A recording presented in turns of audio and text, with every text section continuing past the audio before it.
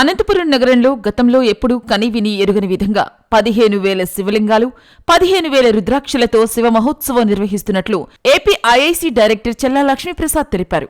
నగరంలోని శ్రీనగర్లో ఉన్న 80 ఫీట్ రోడ్డులో ఈ భారీ వేడుకకు అన్ని ఏర్పాట్లు సిద్ధంచేసినట్లు ఆయన తెలిపారు. అరుణాచల క్షేత్ర ప్రధాన అర్చకుల బృందం ఆధ్వర్యంలో ఈ కార్యక్రమం ఉంటుందని ఆయన మీడియాకు వెల్లడించారు. మొత్తం 15,000 శివలింగాలు, 15,000 రుద్రాక్షలతో మహా అభిషేకం ఉంటుందని చెప్పారు.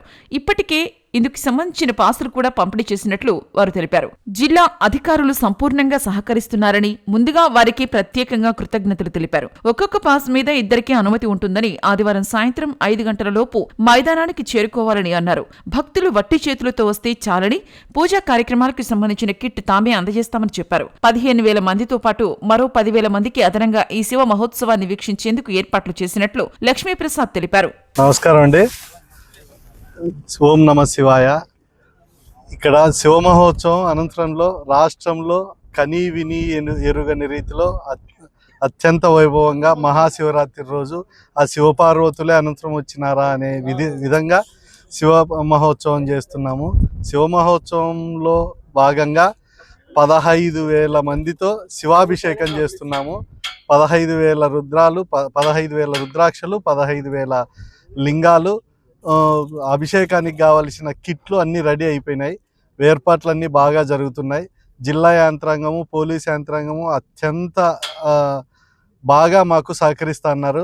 వాళ్ళే ఒక శివునికి సేవ చేసినంత లీనమైపోయి మాకు సహకరించి బాగా చేస్తున్నారు. ప్రతి ఆఫీసర్ కానీ సహకరించి పూజ దిగ్విజయం కావాలని మేము ముఖ్యంగా కోరుకోండేది ఏమంటే, భక్తులు భక్త శ్రద్ధలతో జాగ్రత్తగా వచ్చి క్రమశిక్షణగా పూజారులు చెప్పిన విధంగా నడుచుకొని క్రమశిక్షణగా కూర్చొని పూజకు కావలసిన సామాన్ల కిట్టు తీసుకొని అభిషేకం చేసుకొని శివపార్వతుల అనుగ్రహం పొంది తరువాత అరుణాచలేశ్వరుని కళ్యాణం ఉంది.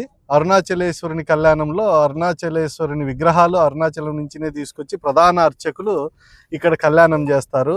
కళ్యాణం చేయడమే కాకుండా దీపాలంకరణ అని ప్రత్యేకంగా అరుణాచల శాస్త్రోక్తంగా వారి సాంప్రదాయాల ప్రకారం చేస్తారు.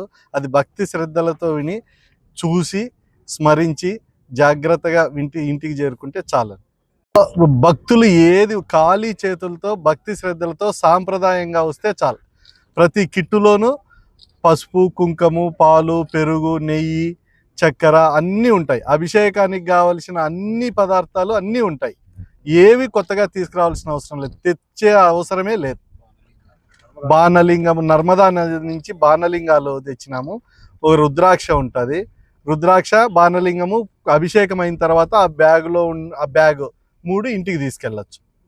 ఇంటికి తీసుకెళ్ళి ఇంట్లో ఇప్పుడు ఇన్ని 15,000 లింగాలు అభిషేకం అంటే ఒక పెద్ద ప్రతిష్ఠ చేసినట్లు. ఒక లింగాన్ని 100 చండీ హోమాలు చేసిన దాంతో కద్దు.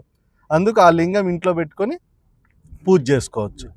అది కానీ ఋత్వికులు స్వాములు చెప్తారు ఎట్లా పెట్టుకోవాలా, ఇంట్లో ఎట్లా పూజ చేసుకోవాలా అనేది కానీ చెప్తారు. సూచనల ప్రకారం చేస్తే చాలు. ప్రత్యేకంగా ఏం సొంతగా ఏం లేదు. పీఠాధిపతులు మామూలు వేద పాఠశాల నుంచి రుద్రం చదివేకి వస్తున్నారు. వేద పాఠశాల నుంచి, బెంగళూరు నుంచి, అట్లా అరుణాచలం నుంచి అరుణాచల ప్రధాన అర్చకులు వాళ్ళ టీం గాని వస్తాను. ఈ అభిషేకానికి వచ్చే వాళ్ళకు పాసులు ఏమన్నా ఇస్తారా మీరు? ఎట్లా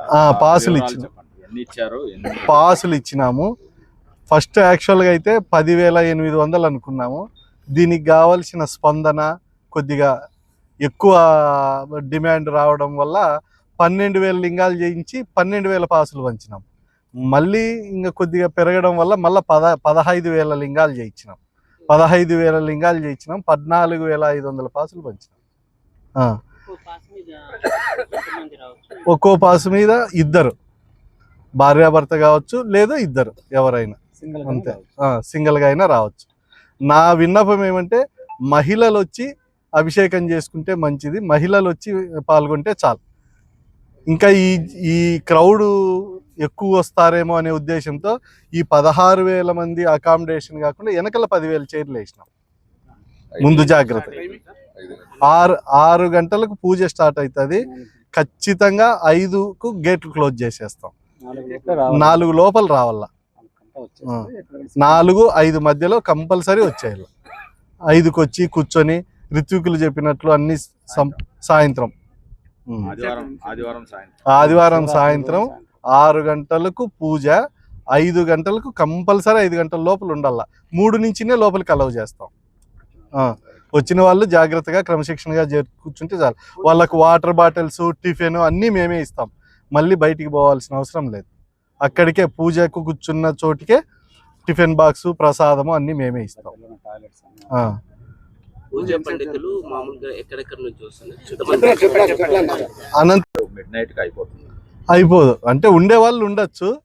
మామూలుగా అయితే 6 నుంచి 7:30 మధ్యలో శివాభిషేకం అవుతుంది. శివాభిషేకం తర్వాత గరికపాటి గారి కుమారుడు